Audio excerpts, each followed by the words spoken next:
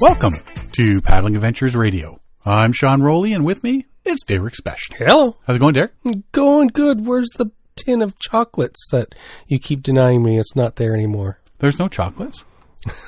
There was. No, they're licorice all sorts. Oh, that would do too. Yeah. That had hit the spot. I just noticed that the can's missing. Oh, it's down there. Oh, yes. Things get moved. Things get eaten. Things get moved. It's like, where's that candy that he keeps not sharing with me? How come it's never, hey, where's that bottle of whiskey that you never share with me? I have to drive. I can't drink whiskey. Well, you can sniff the cap. I could sniff the cap. How come where's that bottle of whiskey never lets me sniff the cap? I can always eat candy. I don't even know if it's opened yet or not.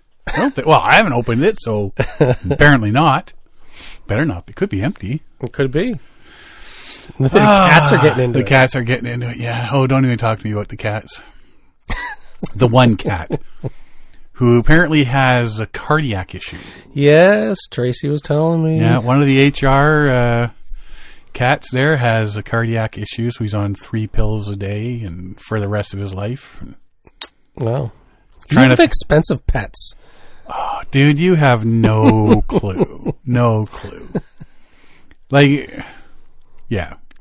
Like, did they give him a expected timeline lifespan? I shaved his belly to look for an expiry date. And there's nothing there. Nothing there.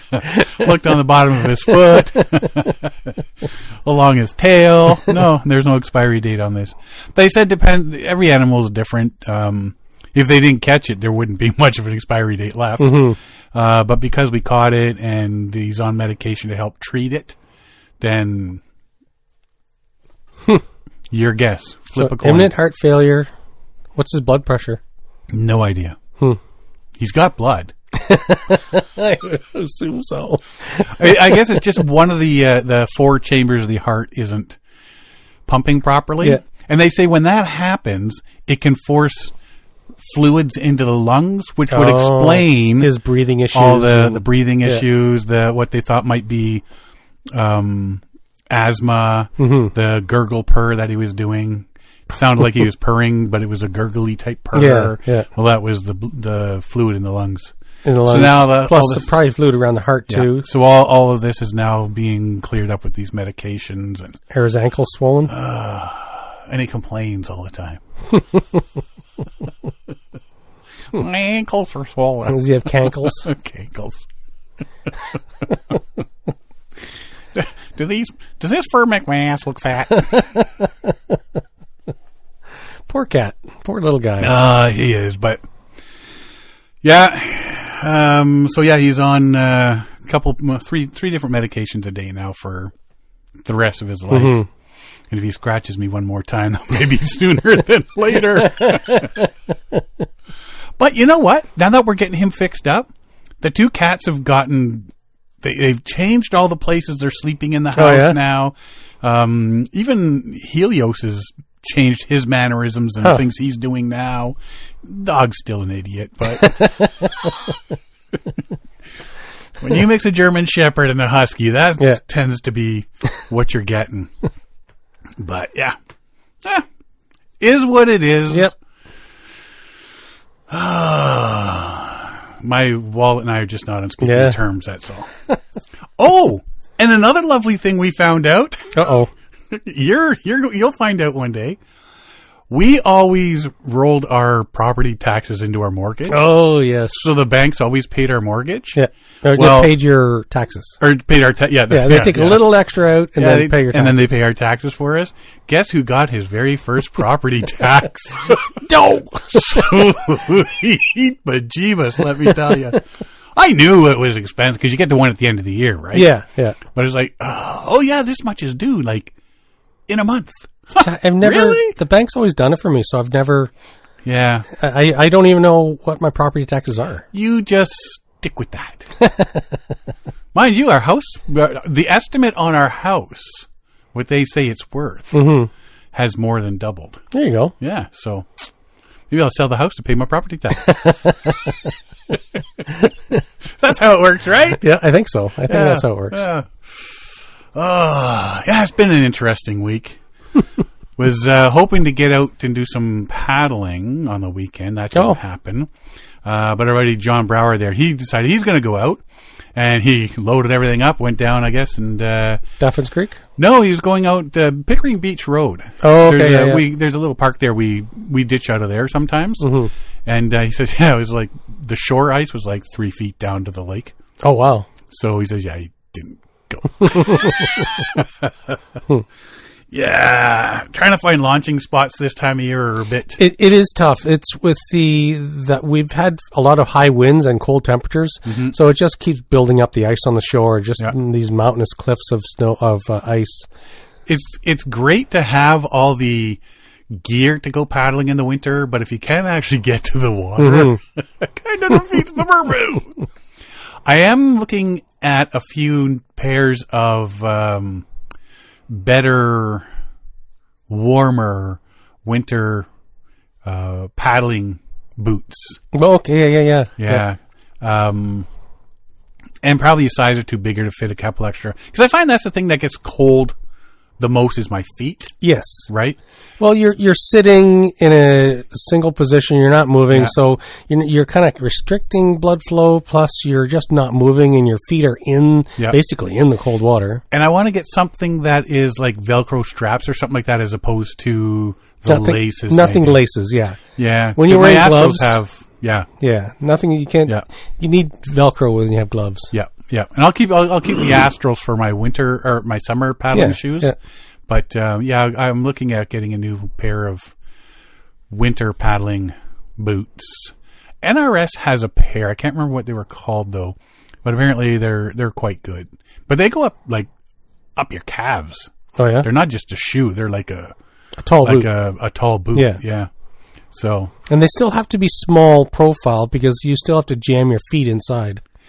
Well, you got a good pair or two of socks, heavy socks. Mm-hmm. Then you've got the dry suit, which, takes up space. Mm-hmm. Then you got to put your foot in the boot with all that underneath it. And it needs to have a tread. A wider. It needs to have some sort of tread on it. So that takes up a little bit more. Yep. So the winter boots I have for snowshoeing will seem to work. So you got this, but in winter paddling. So that's I think they're going to be my next. That and the pack from Recreational Barrel Works. Oh yes, yeah. So I'm going to be spending a bit more money. My God, I feel like I should be a bank. I need a sugar daddy. Apparently, the sugar mommy God isn't giving me enough. Oh man. But looking at everything coming up, I've got my calendar ready to go to start filling in different day paddles and stuff like that over the summer, spring, summer, fall, doing a whole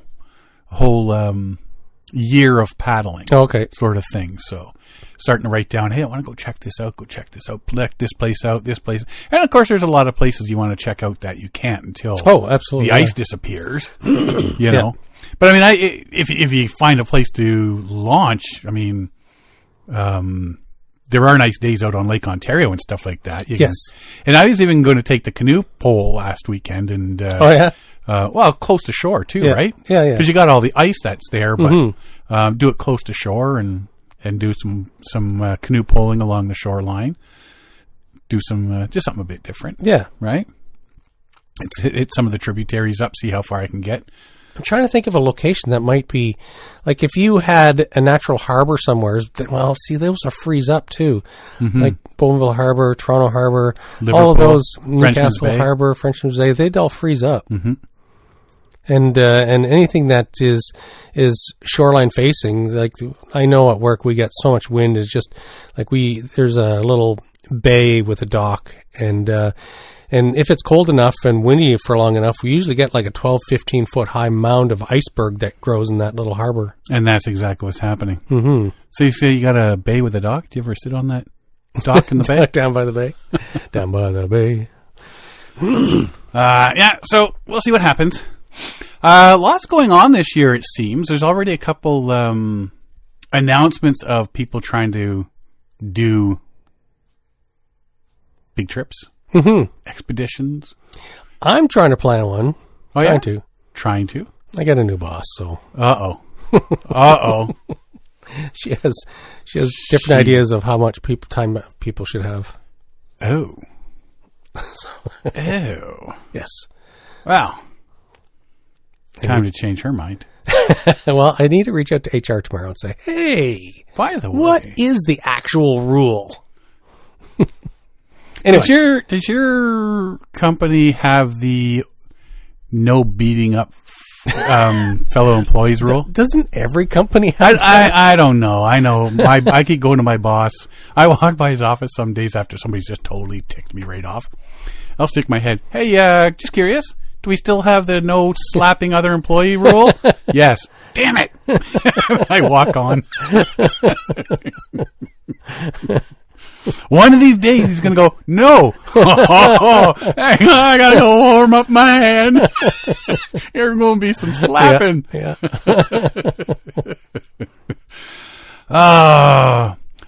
10,000 miles, 8 to 10 months, 0 support boats. Ohio resident is attempting to become the first American woman to paddle across the Pacific Ocean solo. We're running out of firsts, eh? Yeah. Katie Spots, world-class endurance athlete. And if you go to her website, which I'll talk about later, there's like so many things this woman does. Oh, yeah? Yeah. Endurance athlete is already paddled across the Atlantic Ocean, first person to swim the entire length of the Allegheny River, and she'll attempt to paddle herself across the Pacific Ocean. 10,000-mile journey will take approximately 8 to 10 months to complete. Will take Spots from Peru to Papua New Guinea. She's attempting the voyage in order to raise money and awareness for clean water initiatives, which is cool. Yeah. One Drop Matters donation page says in December 2026, endurance athlete Katie Spots will set out to row 10,000 miles solo across the Pacific Ocean, aiming to break the record for the longest nonstop ocean row in history and become the first American woman to row the Pacific solo. Peru to Papua New Guinea. Journey is more than a world first. It's a mission to help bring clean water to 100,000 people in Fiji and beyond. So that's the One Drop Matters charity. So definitely have to keep an eye on this to see how it does progress. She's not starting it till the end of this year, but there's going to be all this stuff that builds up to getting her there. If you go to her website, Katie Spots, Katie Spots is SPOTZ.com. You'll see tons of events that she's participated in. Triathlons, marathons, Ironman competitions, ultra runs, biking across South America, etc., etc., etc. Professionally unemployed. Endurance athlete. Yeah.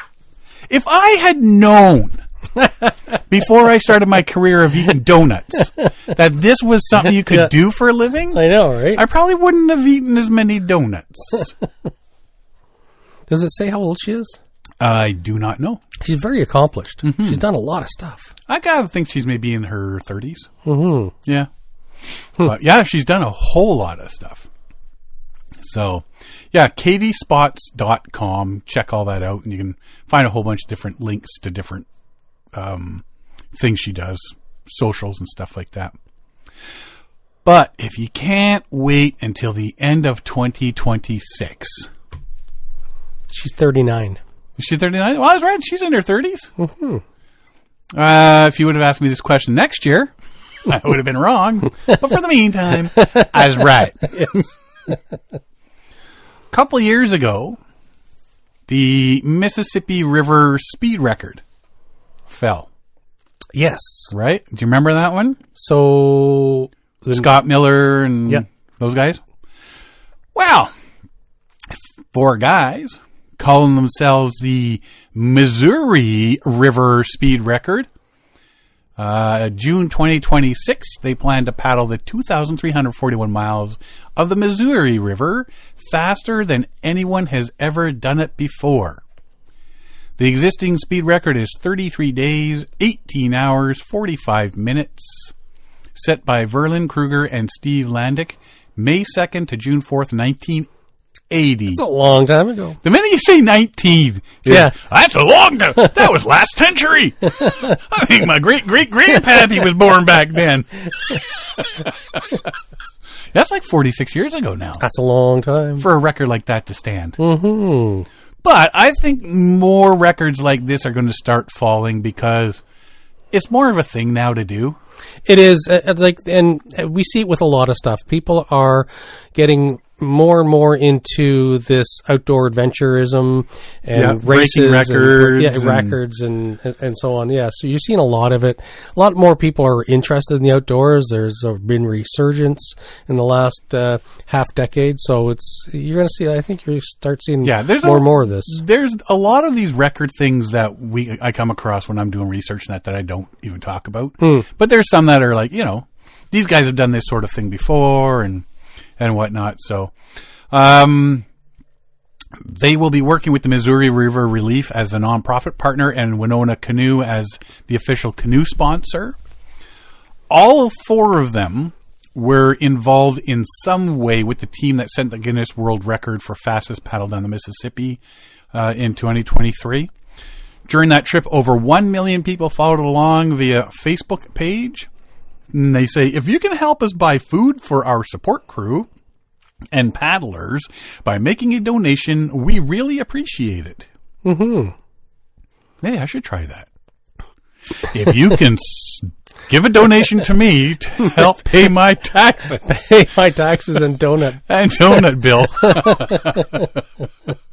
We'd really appreciate it. You can read more about the 4 of them, Scott, Kurt, and Lotta, their support crew, the Missouri River, the existing record, and their sponsors and partners at MissouriRiverSpeedRecord.com. I'm sure we'll talk a bit more about this before it actually happens in June. It's already February, by the way. I know. See, the good thing about crowdfunding with something like this is, for one, it's expensive to do an event like this. So they do have sponsors with Canoe and so on. But with the support crew, it's really it's expensive to do something like this, especially if you have a support crew. A month. Yeah. These people they got to sleep somewhere. They got to eat. They got to pay money for gas. Exactly. There's going to be a lot of stuff to cover. And what's good about crowdfunding is that if you just gave $1 and a million of you gave $1, it's nothing out of your back, but it gives them $1 million, right? Also gives me a lot of donuts. $1 million worth of donuts. But you don't need a lot of people to. It helps out with doing some of these massive adventures. Yeah, I mean, I'm sure they'll throw some of their own money in, but a little bit always helps. Mm-hmm. And for unexpected things like 33 days of that truck going, where your vehicle support's and going, food and one of them breaks down, you've got money to fix it, that sort of stuff, right? And there's some of them that are, any extra money goes into the charity. They can throw the rest of the extra money at the charity at the end of the day, right? When everything's paid for. So. Speaking of extra money going to charities, so you sent this one to me, this has to do with a mountain rescue, but it's a rescue. It's a rescue that could have happened out on a lake, the ocean, somewhere. Late last month, 2 young male hikers were attempting to climb England's tallest peak, 3,209-foot Scafell Pike. Which is not really that tall, but it is England. It is England. They got lost in treacherous winter conditions and called for help. The Westdale Mountain Rescue Team responded to the incident, beginning a 7-hour operation that ended with the rescue team leaving the hikers at Wasdale Head Inn, where the inn provided a 35% discount to support the duo. Then the hikers skipped out on their bill. It's like, come on, guys.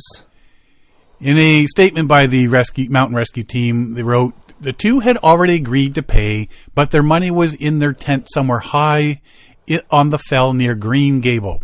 Disappointingly, in the morning, they offered no thanks for the efforts of the hotel, asked for further reductions to the cost, pushed hard for breakfast, and asked if they could arrange transport to get them out of the valley. Sadly, there has been no payment to the hotel bill on the £130 outstanding room cost. 130, that's like $260. Yeah. Right? Yeah, I think so. While the hotel didn't ask the rescuers to make up the missing money, Wasdale said it paid the bill because it didn't want to risk its relationship with the establishment in case it needs the hotel's cooperation in the future. Which is true, because all it takes is one bad apple, one bad incident to, say, no, you guys did this to me before, and they skipped out on the bill.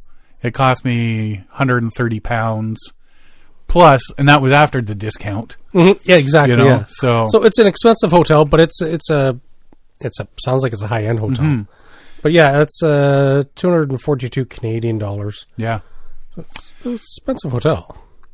But hey, they were and rescued from a mountain, and they had to have a place to stay. They got rescued. They got off the mountain at like 1 or 2 in the morning, and so they found a hotel for them. Hey guys, here you go. It's what else do you want, right? We're not going to get you back to your tent, right?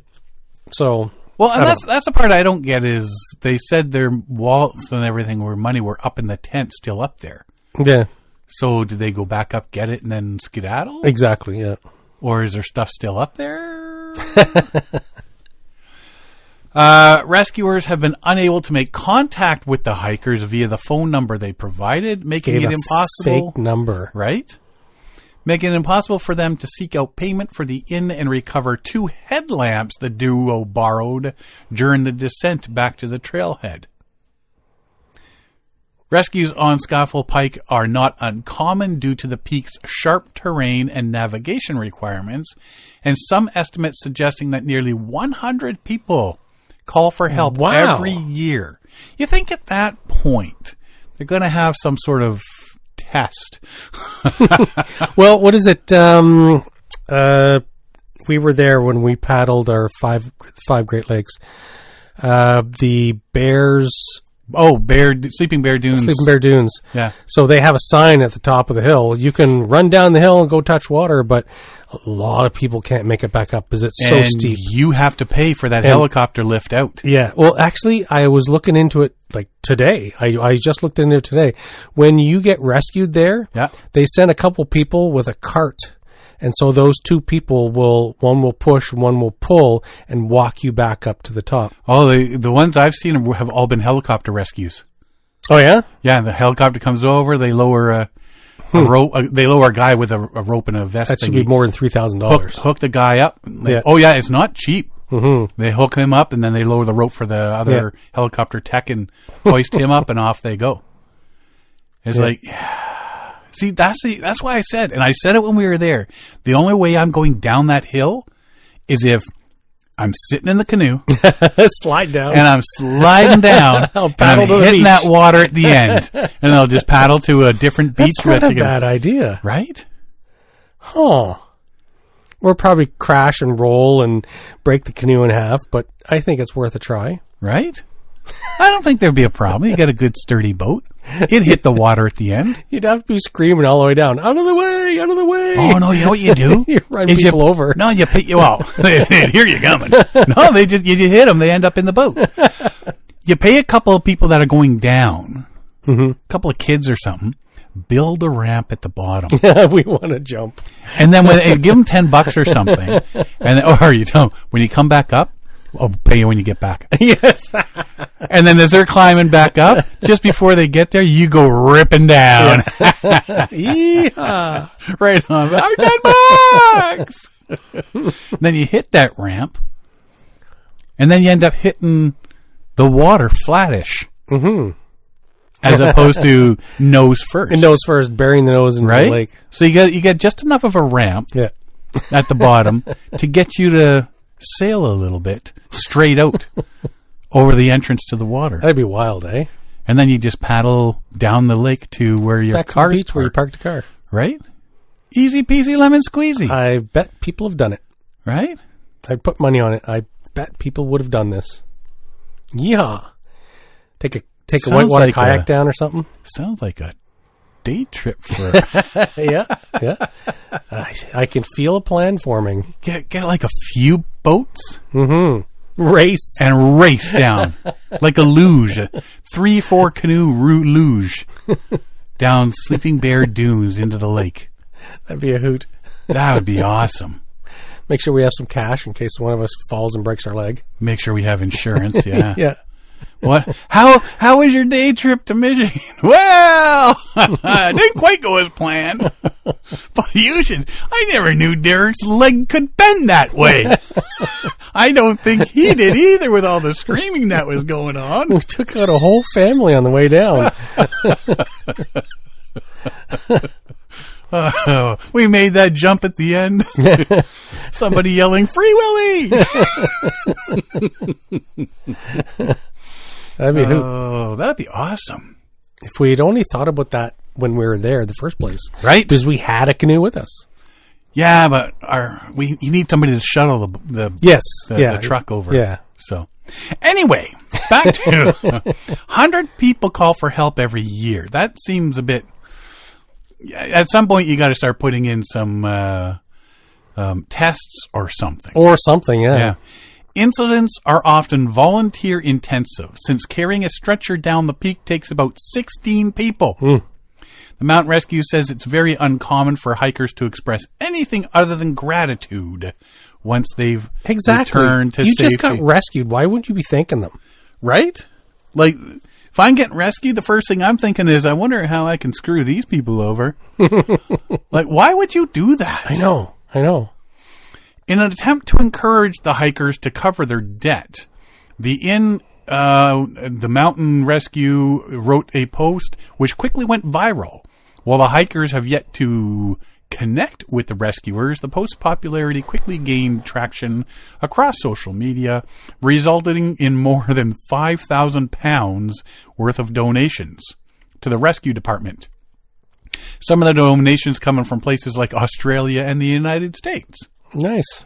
10,000 or 5,000 pounds is like 9,000, something like that. Yeah, 600 somewhere in there, Canadian dollars. Mm-hmm. The community generosity has left rescuers dumbfounded, with the Mountain Rescue team saying that the excess will go towards the team's operation costs, which typically equate to about £100,000 annually. Perfect. So just going to say, having that extra money left over will probably go to the charity or something. Well, in this case, it goes to the Mountain Rescue because people are just throwing the money going, hey, you know what? Those guys were... Yeah, why would you do that? There's been a lot of questions like that we've had over the last 6-8 months. What is going on in your head? Yeah. Like, who does stuff like that? Yeah, it's for as far as being rescued, it's like, so they potentially saved your life. They got you out of a bad spot, a bad situation. Like, I don't know why you would be shaking hands and giving hugs all around saying, thank you very much, I appreciate everything you've done. But See no, you, suckers. Yeah, they just like, oh, nice headlamps, I'm keeping them. Yeah. And we're not paying that hotel bill. Unbelievable. Yeah. Absolutely unbelievable. I'd be so angry with that. If that was I think I'd be mostly disappointed. It's like, humans suck. Right? I would go find them and take them back up. Put them back up on the mountain. like put some sort of restraints that will, like, they can get out of easily enough, but not till you're long gone. Roofie them, and so then they got to get down themselves. Yeah, wake up back in their sleeping bag in the tent. Hey, what's going on? Farther up the mountain. Yeah. What happened? Yeah. What happened? Yeah, that's just... Yeah, it's very disappointing. That's just disappointing. Yeah. It just goes to show you can't predict or control human nature or negative reactions of people. And so let's talk about some good stuff that are happening. There's a lot of things we've been talking about and will be talking about. A lot of environmental stuff, a lot of education, a lot of getting people on board with sustainability and that sort of stuff, right?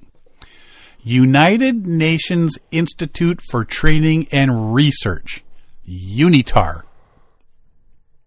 Now, if you put a D on there, you get a unitard. Yeah, it's my dancing pants. I don't want to see you in a unitard.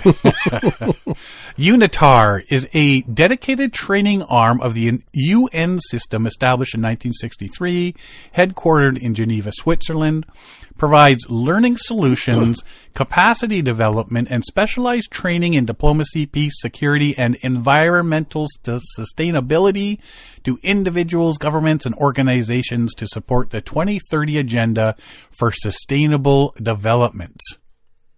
Whew, that's a big... That's a mouthful. Yeah. Right? One of their focus areas is activities cover areas like UN procedures, climate change, chemical and waste management, peace building, and sustainable development. The UN is using paddling to promote sustainability at the Olympics. We talked about the ICF World Slalom Championships. Yes, with the platypus. Did we already talk about this? But no, this is a different. The platypus. Yes. The platypus is. Platypi. As opposed to platypi, it's platypuses. Partnership aims to incorporate paddle sports into UNITAR's efforts at leveraging sport as an enabler of sustainable development goals. For example, when it comes to bolstering urban resilience and sustainable city planning, Olympic canoe slalom venues, both past and present, serve as key locations for these initiatives. Working in collaboration with UNITAR, we will be able to achieve our sustainable development goals, partnering on waterway protection and restoration initiatives. Sharing our expertise, we will create interactive training courses to build important knowledge and awareness in areas such as environmental and water safety for athletes, coaches, events organizers, and emergency services personnel, says the ICF Vice President Louis Rabinenda. Robinita? Robineta. Yeah. I can never say his name. There's too many vowels. He's got 2 L's in his name. His first name, yeah. UNITAR is a dedicated training arm of the United Nations, providing innovative learning solutions to individuals, organizations, and institutions to help shape a better future. As part of this collaboration, the ICF and UNITAR will develop training programs on the SDGs within the realm of sport, incorporating programs such as dedicated paddlers for disaster response initiative. Under UNITAR's guiding hand, the ICF will leverage whitewater centers to deliver world-class safety training, environmental education, and community outreach programs. Collaborating on waterway protection, restoration, and paddle sport safety initiatives, the ICF and UNITAR will enhance flood preparedness and water safety training for athletes, volunteers, and emergency services personnel. Both parties will share resources and best practices to create guidelines and training content. So when the Olympics are done, you have all these facilities. Yes, right? Exactly. So why not use them? Why not use them, Mm-hmm. right?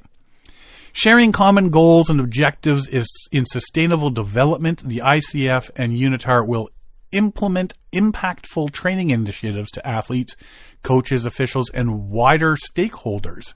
Whitewater venues continue to act as powerful catalysts for positive change in societies, offering huge potential to balance community engagement and social foster inclusive, safe, and sustainable communities, as well as support sport delivery from recreation to Olympic level competition. Because that's the thing is, when the Olympics are done, everything just seems to be, we got this fancy new. Yeah. If you can get a practical way to use these expensive facilities, and these global agencies getting together and say, hey, let's actually do something with this. That'll help everybody. These special facilities play a significant role in promoting citizen welfare, generating economic growth, and accelerating climate and environmental objectives. Beyond making social and environmental impact, sport also serves as a unique platform for diplomacy, acts as a universal language that encourages dialogue, strengthens cross-cultural understanding, and opens pathways for diplomatic cooperation. Approach aligns closely with the recommendation in the International Olympic Committee's Olympic Agenda 2020+5 to strengthen the role of sport as an important enabler for the UN Sustainable Development Goals. This partnership is not just about enhancing sports diplomacy, it's about inspiring leadership, fostering positive change, and empowering communities and athletes through sports. By joining forces with the ICF, we aim to create meaningful opportunities for dialogue, collaboration, and development that align with the Sustainability Development Goals, says Rabi El-Haddad, Director of UNITAR's Division for Multilateral Diplomacy. So it sounds like they're getting on board with all this. And yes. I like the idea that they're using these big events to help educate people, Yeah. even during the Olympics and stuff. And like we talked about before at the World Slalom Championships, you got all these people there to see it. If you throw out a little educational seminar or something like that, people are going to come and see it and go, "Oh, I didn't know that," especially with the platypus. Yeah. But, I could be biased on that one. Yeah. So being able to say, "Hey, like, here's what we're looking at doing with this, and here's this and this and this, here's why we're doing this, and here's what we're hoping to achieve," and educate people that are there. Say, "Hey, you guys are here. You paid your money. So come in. See what we're looking at doing. Learn something while we're because there." there's always lots of time between events and stuff. For tourist stuff to go on and learning to go on. So, and then post event or whatever, like outside of the Olympics, to continue using these facilities for public education and training and so on. Mm-hmm. So it'll be cool to see what they keep doing with all this. Hopefully, it all comes to fruition. I was talking with my daughter. Because apparently it's my contract, I have to. She sent me a message saying she was looking at different winter festivals to check out in Hokkaido. There are so many. Everybody's holding winter festival. Like if you go online and look at Sapporo, is that how you pronounce it? I don't know how to pronounce it. Yeah, that's how we put Sapporo. That's how she pronounces it. So she's got to be right. So it's not Sapporo. Sapporo. No, I think that's the English-sized version of it here. Sapporo. Anyway. Sapporo has a massive ice sculpture thingy there. She goes and sees. There's a lot of smaller ones as well. Like even her town does one that's some pretty cool looking sculptures and stuff like that. Her and a couple friends are looking to go to Abashiri, which is on the coast of Hokkaido, to their winter festival. There's a couple other places. There's one place they're going to go before that, just up the coast from it. Okay. It's got a giant crab claw statue.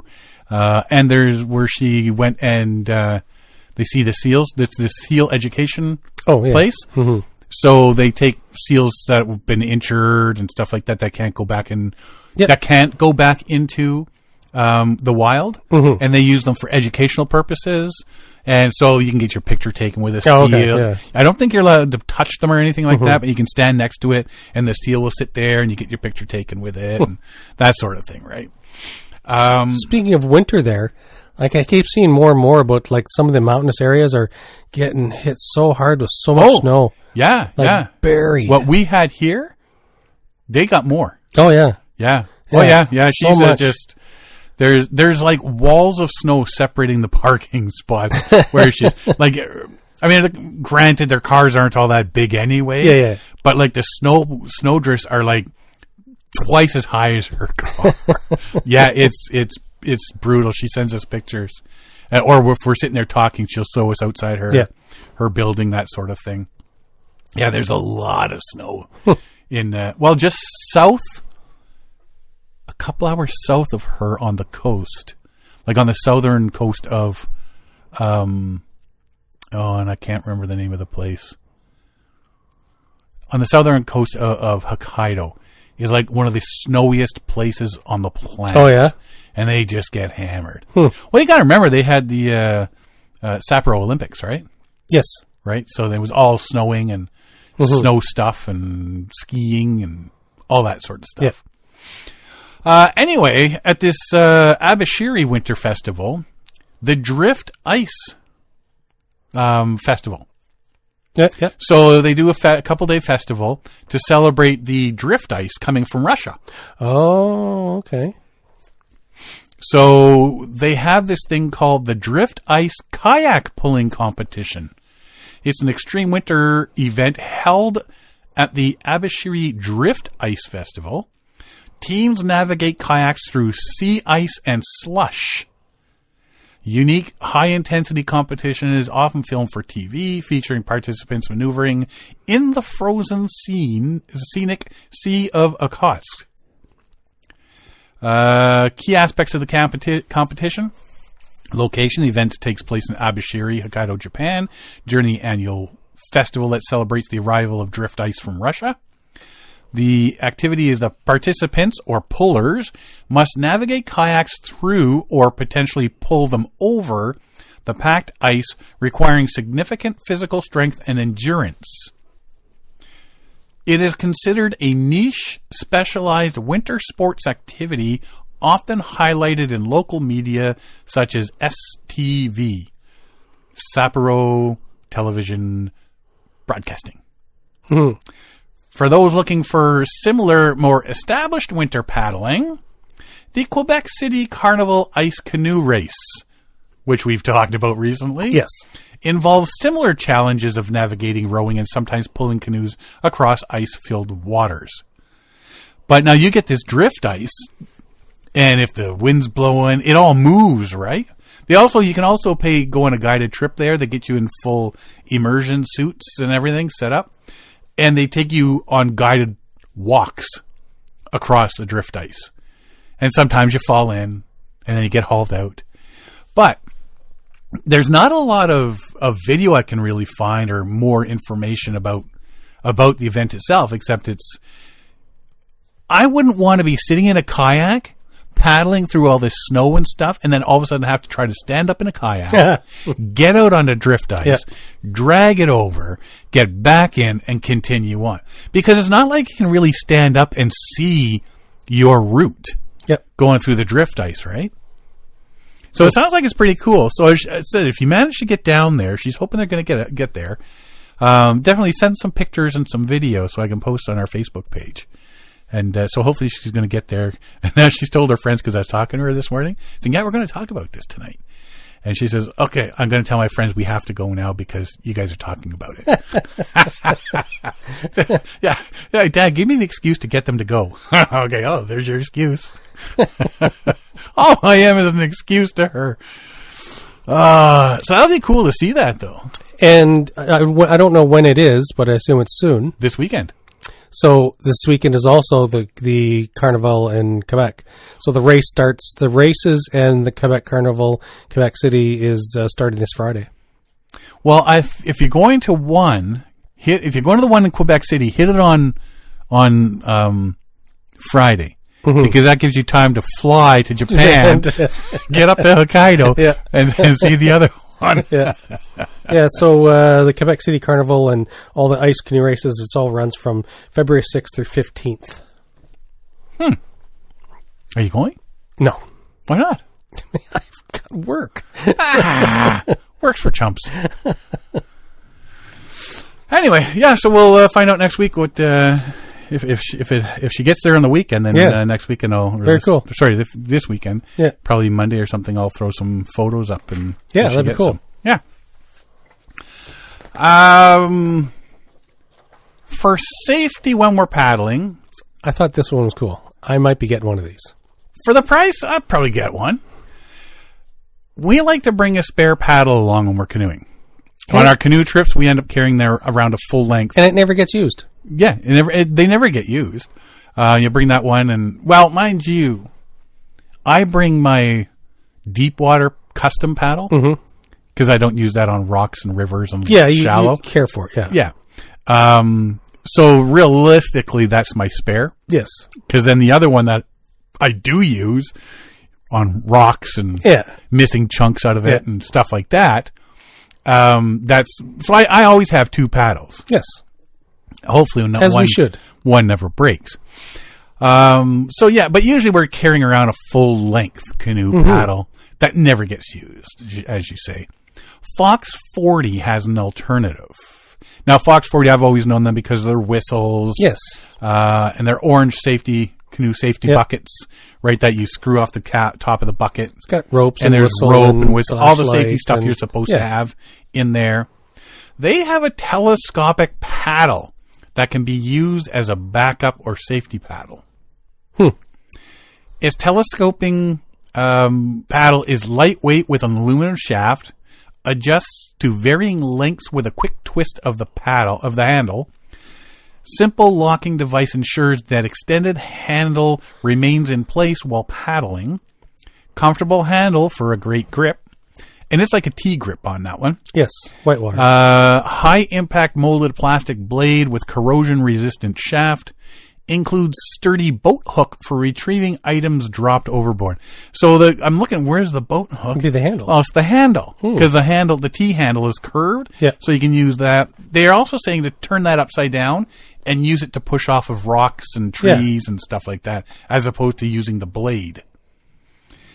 Compact, so you can store it under your boat seat or storage compartment.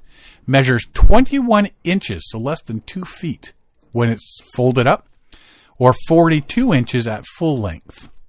So, I mean, okay, if you use a 52-inch paddle. Yeah. Yes, it'll do. It'll In a do. pinch. It's better than no paddle. And be handy. From my perspective, I've got young growing children who they are, like Beckett is going to be using a small size paddle, and Right. I'm looking for one for him now because he's outgrown his old one. So this would grow with a kid. Right? So this would be perfect. You can stick it on the outside of your pack for carrying. At approximately 440 grams, or roughly 1 pound. Yeah, it's not too It's bad. so lightweight. And the big thing is the price. $20 to $25. Yeah.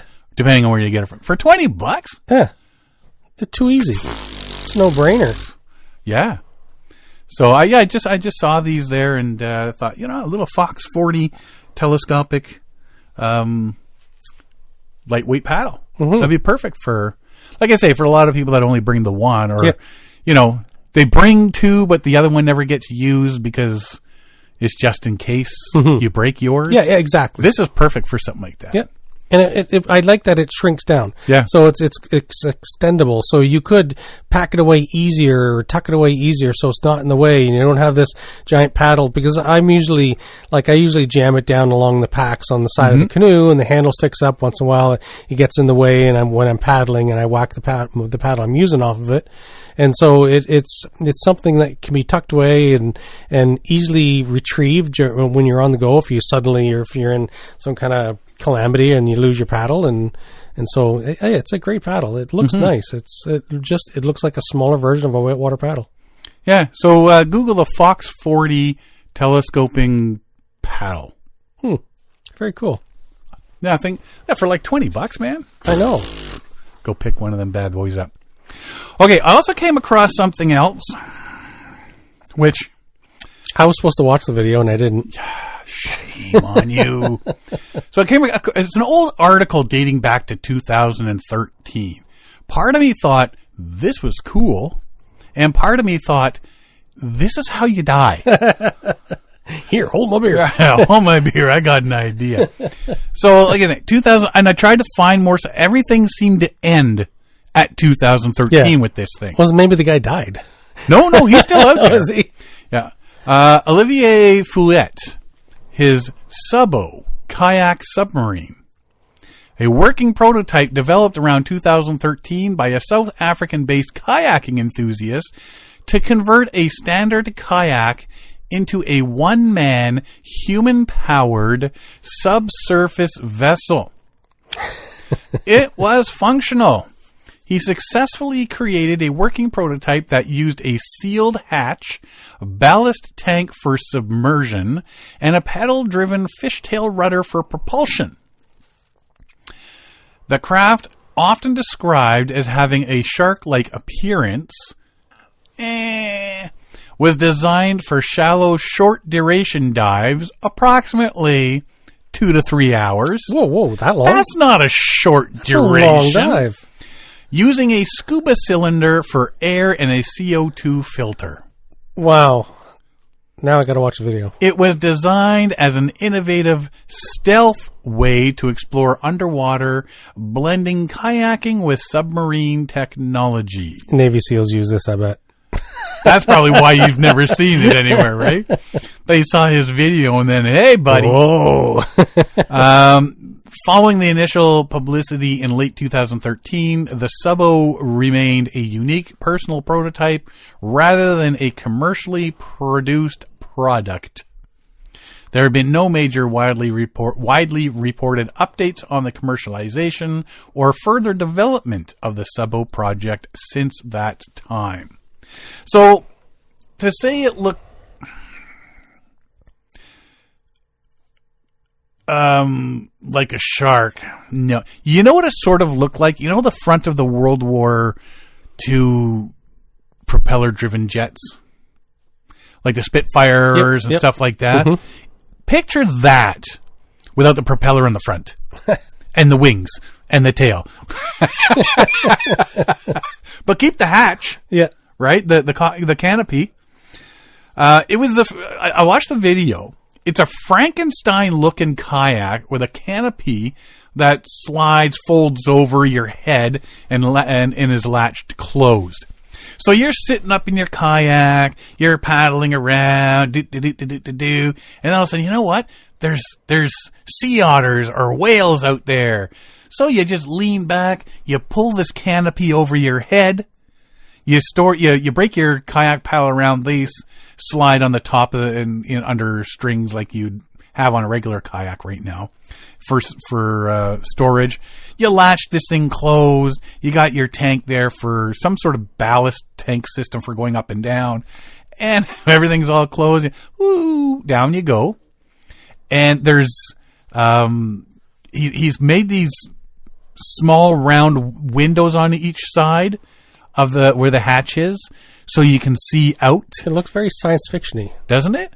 Doesn't it look like a jet fighter? It looks like something Batman would ride in. Right? Doesn't look like a shark. Mm-hmm. Looks like a bat. You go from sitting upright to paddle as a kayak to leaning back, pulling the canopy, and you head down to become a submarine. So if you Google Subbo, S-U-B-O, kayak, lots comes up from 2013 videos and little chats about it and stuff like that. Not a ton of information, but at least you get a good view. It's a paddle thing, or sorry, a pedal thing. How does he adjust the buoyancy? It's got to be if you watch the video, there's the tanks he's got right in front of him. Mm-hmm. That's got to be some sort of, and I don't know if it's just him or he rocks back and forth when it starts to go down. Well, he's pedaling. So that's what I'm wondering, is that what's, and is that, like with the rudder will get him left and right, but there must be some way that he's making it go up and down as well. Yeah. So that they don't really explain in anything I've seen. That's something. But yeah, after 2013, nothing. That's why I was asking him, did he die? Well, see, something like this, though, would be cool if you're paddling, like you get these people that are paddling over, long distances. Well, it's all wavy on the surface. Well, I'm going to take a couple hours break and go below the surface. Hang out with the sharks and the whales. That's wild. And all of that. Yeah, definitely Google it. Google Subbo kayak. And check out the videos of what it looks like. It's going pretty deep. Well, and see, he tows it behind his vehicle, and then he's got wheels on it to get it out into the water. Yeah. So he wheels it right out on the water. I'm thinking, don't tell me he does this with the wheels on. But then you see him going underwater and the wheels are gone. Yeah. So at some point, they just don't show it in the video, him taking it off the wheels. That's pretty wild. Right? Huh. But yeah, it's like an old airplane canopy or something. Yeah. And the little windows at the side, like where your hips would be in a regular kayak. So he's got a air tank, like a scuba diving air tank, and he's got a CO2 filter to help clear up CO2 that gets kept in there. Mm-hmm. Oh. That looks fun. And maybe a little bit dangerous. I'm thinking a lot of it dangerous. Yeah. Like I say, part of me thought, hey, this is cool. Part of me thought, hey, this is how we die. Because realistically, if something craps out down there, Yeah. that's all latched closed. Yeah. So no water leakage. And you're cramped. Yeah. And you got to somehow, there's no spray skirt that you can pull. Exactly. Yeah. Eject. Right? Nothing about what happens if it turns upside down or anything like that. Maybe he just ran out of money and interest. I don't know. Isn't that something? Yeah. Maybe there could be renewal.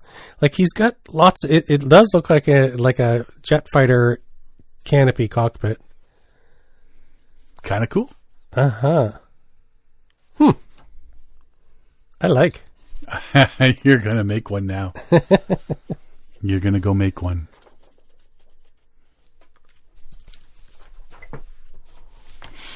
The only other thing I've got now is the outdoor shows. Oh, yes. Got 3 of those coming up still out this week. That we tend to talk about anyway. I'm sure there's a few more little ones out there. Toronto Outdoor Adventure Show is coming up in a couple weeks. Very close. It's coming up soon. February 20th to 22nd. Definitely getting there for the Saturday. I'm not speaking this year. I took a year off. Just going to go wander around and, do a few extra things. International Center, Mississauga, out by the airport. Everything for fun and travel. Apparently, Newfoundland's got a we went through massive. Went through all the exhibitor list, the exhibitor vendor list of all the booths and whatever is there, and there's like 30 of them from Newfoundland. Yeah. And it's all the different like little townships. There's one main Newfoundland booth, and then there's a whole bunch of smaller or shared booths for small towns or for hiking or kayaking adventures. And so it's a big section. So I guess Newfoundland's putting on a big push for tourism for this summer. Something big must be going on there or something. Lots of speakers on the different stages, water demo pool to go see paddling demonstrations and all that sort of stuff. OutdoorAdventureShow.ca for more details. Again, the speaker list is now up. The vendor list of all the vendors that are going to be on the floor to go and check out their booths. That's up there right now as well. So go check it out.